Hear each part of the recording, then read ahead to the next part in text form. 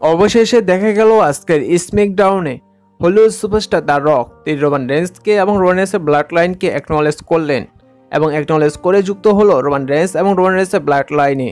আজকের স্ম্যাকডাউনে একেবারে মেইন ইভেন্টে যেমন দেখা যায় যে সে জায়গায় সর্বপ্রথম আসেন রোমান রেন্স, সোলোসুকা, জিমি ওসো এবং ফলি ম্যান।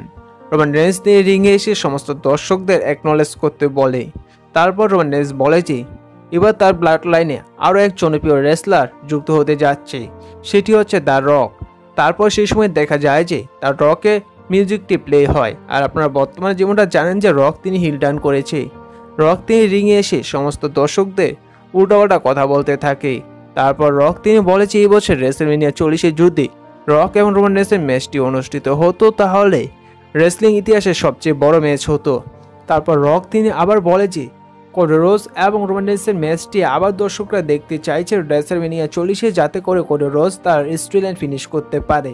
কিন্তু কোডি রোডস তার স্টোরিলাইন ফিনিশ করার সুযোগ পেয়েছিল গত বছর রেসলম্যানিয়া 39, কিন্তু সে জায়গায় কোডি রোডস নিয়ে হেরে গিয়েছিল রোমান রেন্সের কাছে, তার স্টোরিলাইন ফিনিশ করতে পারেনি।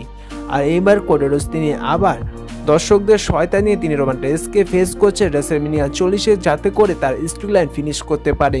কিন্তু এইবার আমি কোনো মতেই রোমান রেন্সকে হারতে দিব না। আর এইবার আমি রোমান রেন্সের ব্লাড লাইনকে অ্যাকনলেজ করছি, করে যুক্ত হচ্ছে রোমান রেন্সের ব্লাড লাইনে। আর এইভাবেই দেখা যায় যে আজকের স্ম্যাকডাউনে হলিউড সুপারস্টার দ্য রক তিনি রোমান রেন্সের ব্লাড লাইনে যুক্ত হলেন রোমান রেন্সকে অ্যাকনলেজ করে। আর এদের ব্লাড লাইনের মধ্যে অবশ্যই কিছু ইন্টারেস্ট কিছু দেখা যাবে। ধন্যবাদ।